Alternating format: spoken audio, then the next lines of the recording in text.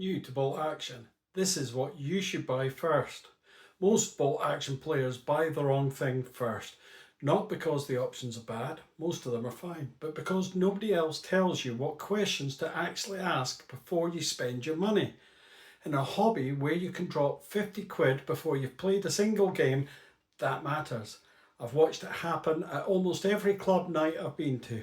Someone walks in with a box that looked great on the shelf, and within 2 sessions they realise it doesn't fit the army they actually want to build. Today I'm going to tell you exactly what to buy first, and more importantly why, so you don't make that mistake. Now before we get into it, this isn't a list of products. I'm not going to tell you box A is better than box B. What I'm going to do is give you a decision framework. One question to answer before you spend anything. Get that question right and the rest becomes obvious. Get it wrong and you'll be buying twice, and most players buy twice. 3 stages, let's go through them. Here's the mistake. A new player walks into a hobby shop or opens a browser and they start looking at boxes. The boxes look great, the artwork is good, the miniatures are impressive, and they pick the one that catches their eye first. And this is where most people get it consistently wrong. You haven't answered the right question yet. The question isn't which box looks good. The question is, which army do you actually want to build? Not which army has the best rule set right now, not which army won the last tournament, not which army your mate at the club is playing, which army, when you imagine painting it and putting it on the table, makes you genuinely want to do that. That sounds obvious. It isn't, because most new players pick an army based on what's available in the shop, or what's on sale, or what comes in the starter set. And those are all fine reasons to choose a box. They're not fine reasons to choose an army, because in bolt action you're going to spend months building and painting this force. You're going to play it across dozens of games, and you're going to lose with it, learn with it, slowly make it yours. If you don't care about the army, if it was just a thing that happened to be on the shop that day, you will stall. You will stop painting halfway through. You will have a half-finished force sitting on a shelf with no motivation to finish it. So before you buy anything, pick your nation. Pick a theatre that interests you. Pick the army you want to fight with, not the army that was convenient.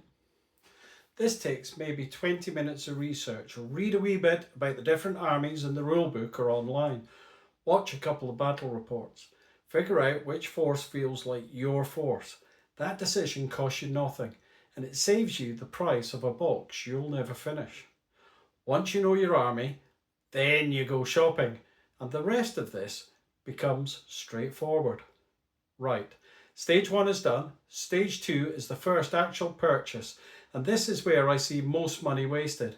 Not on bad products, but on the right products bought in the wrong order. The bolt action starter set is genuinely good value. 2 armies, dice, rulers, a rule book. If you put it next to the cost of buying everything separately, the math is simple. The starter set wins, and most people looking at this hobby will see that and think, obvious choice, start there. Here's the part of the box nobody tells you. The starter set gives you 2 armies, one full army and another full army, and to use both of them you need 2 players. So if you already have someone, a friend, a partner, someone at your club who wants to learn alongside you, the starter set is probably your best answer. Split the cost if you can, each person takes 1 army, and you've both got a legal force for a fraction of the price. But if that's not your situation, if you're starting this alone, going to a club where people already have armies, or getting into a group where opponents are already sorted out, the starter set is a worse deal than it looks. You're paying for 2 armies when you only need 1, and the army in the starter set may not even be the one that you choose in stage 1. So the question isn't, is the starter set good value? The question is, do I have someone to share it with? If yes, starter set. Split it, start there. If no, go straight to an army box for the force you actually choose. You'll spend a wee bit more per unit, but every penny goes towards the army you're actually going to play. Now, when you're choosing that first army box, one more thing to check. Does it give you a legal force at roughly 500 to 750 points? That's your target for learning games, not a full 1000 point competitive list. That's months away. You want enough to play a proper game, learn the core rules, and understand how your army actually moves and shoots. One infantry platoon with a support option or two gets you there. If the box gives you that, it's the right first purchase. If it gives you a single unit and nothing else, it's a second purchase, not a first. If this is useful so far, and there's one more stage to go, which is the one that actually saves you the most money, why not subscribe down below while you're at it? Instantly be updated when the next video drops. Stage 3, the hold off list. This is the stage nobody talks about, and it's the one that makes the biggest difference to how much you spend in your first 3 months. Once you've chosen your army and you've got your first box, the hobby starts pulling you in every direction at once. Supplement books, theatre selectors, faction specific army books, additional infantry squads, armoured vehicles, more vehicles, special characters, and the Warlord Games website is very good at making all of it look essential. Most of it is not essential yet. Here's the hold off list. What to wait on until you've played at least 5 games. Supplement books and theatre selectors, you don't need these yet. The core rulebook has everything you need to learn the game properly. Supplements add theatre specific rules, new army selectors and additional units, all of which are genuinely useful once you know the game. Right now they will just add to the complexity that you can't use yet, and they cost money that is better spent on models.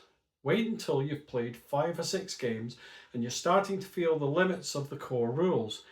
Then buy the supplement that matches your army, not before. A second army, I see this consistently. Someone starts British, plays 3 games, decide they also want Germans, and now they're painting 2 forces simultaneously and finishing neither. Pick one, finish that legal force, play it until you know it, and you will have plenty of time for a second army. The hobby isn't going anywhere. Large model kits before you've built infantry. Tanks and vehicles are visually exciting. They're also more expensive, take longer to build, and often require additional modelling knowledge to get it right. Your first 5 purchases should be infantry heavy. Infantry teaches you how the game works. Movement, shooting, orders, morale. Vehicles come on top of that. Build the foundation first. Now, here's what not to wait on. Order dice. Get a full set of order dice in your army colour early. Playing with borrowed dice or substitutes slows the game down and makes it harder to learn. This is a small cost and a genuine quality of life improvement from game 1. Pen markers. Whether you buy them or make them from bases and small balls, you need enough markers to track your units properly. Running out mid-game and improvising with coins breaks your focus. Sort this early. A second box of infantry once you built your first box and played 2 or 3 games. A second infantry box is almost always your next best purchase. In bolt action, multiple infantry squads give you flexibility, scoring presence, and the ability to absorb casualties without losing your plan. 1 squad is a start, 2 squads is an army. 3 stages. 1 question before you buy anything. Which army do you actually want to build? 1 decision on your first purchase. Starter set if you have a partner. Army box if you're going it alone. And 1 list of things to hold off on until you've actually played the game. So if you remember one thing from this video, remember this. Most new players don't buy the wrong hobby, they buy the right hobby in the wrong order. The money you save by answering stage 1 before you spend anything is the money that goes towards the army you'll actually finish. And a finished army on the table is worth more than 3.5 painted forces and boxes under the desk. You all know what I'm talking about. If you've just got into bolt action and you want to get up to speed quickly, There's a full beginner series building out on the channel right now. The rules mistakes video is a good next watch, and there's a lot more coming. And if you want the game plan sheet I've been using to structure my own army building decisions, just put game plan sheet down in the comments and I'll send you a copy. Why not like and subscribe down below while you're at it? Get instantly updated when the next video drops. So take care guys, and talk to you all again soon.